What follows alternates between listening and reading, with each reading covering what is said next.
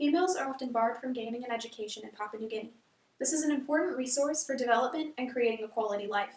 Women in Papua New Guinea also face the constant threat of physical abuse. 2 in every 3 women report being abused at some point in their lives, and unfortunately, the statistic is closer to 100% due to those that do not come forward.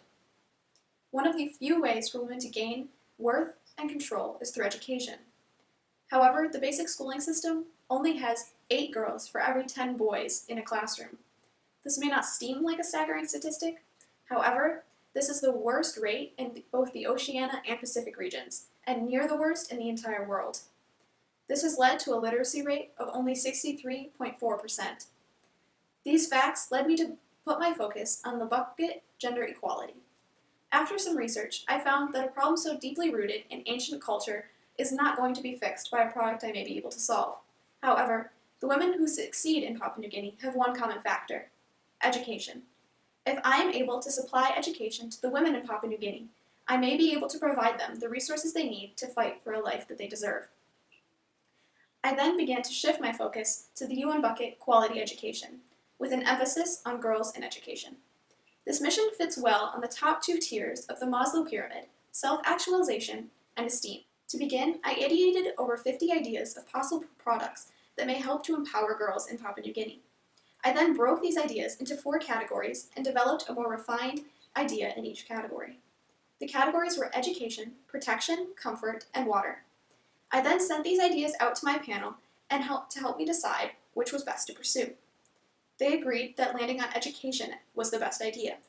I then explored the possibility of helping to alleviate other life tasks in order to free up time to attend school, and came up with the product ideas: the protection pack, hydro pack, menstrual tent, and self-taught. My panel responded best to both the menstrual tent and self-taught, and I eventually landed on developing self-taught in order to provide direct education to those that are not able to get it in a school setting. I created my first prototype to show to the class as well as send out to my panel in a survey.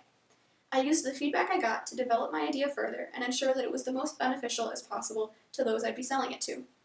By this point, I had my segment narrowed down to the women living in rural mountainous areas of Papua New Guinea who do not have access to education elsewhere.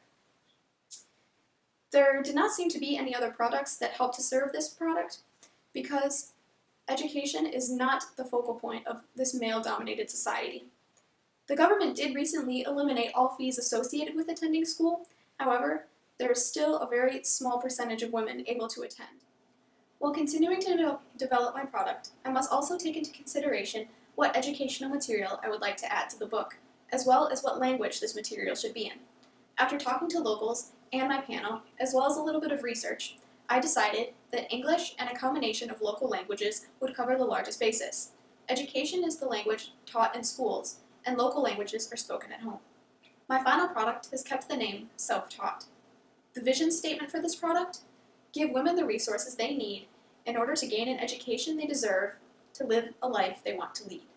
Resources, education, life. Through this process, I have developed a mission statement as well, of gain literacy among the women of Papua New Guinea in order to help them gain power within themselves and in the culture. My product provides a unique way to gain access to education within the household discreetly for those who may otherwise be barred from gaining one. I hide the book behind a mask to protect the women from those in the house who may want to take their education away, as well as from those who would like to steal the product. Women do not currently have a way to educate themselves outside of a classroom, and this would provide that opportunity. The book will be sold at a low cost to women individually in surrounding bookstores around schools. They will also be available in libraries and schools.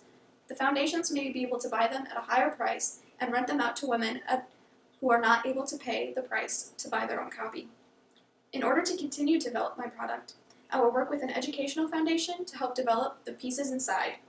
Once this is complete, I will work with companies to help develop the electronic pieces and the masks.